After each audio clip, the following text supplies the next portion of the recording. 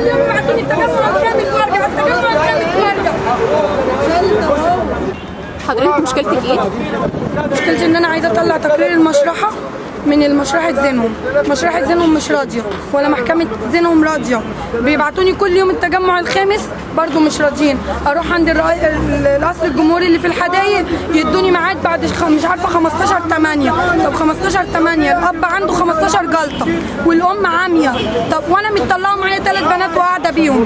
اعمل ايه؟ اعمل ايه؟ انا عايزة التقرير بتاع المشرحة.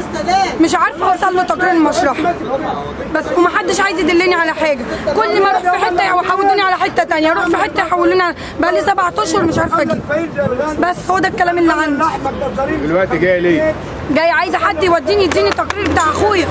تقرير اخويا فين؟ مش عايزين يطلعوه ليه؟ طب شايفاكي بتخبطي، هل حد منعك من الدخول او حاجه؟ مفيش حد بيدخل حد، البيبان مقفوله زي ما انت شايفه في كل البيوت.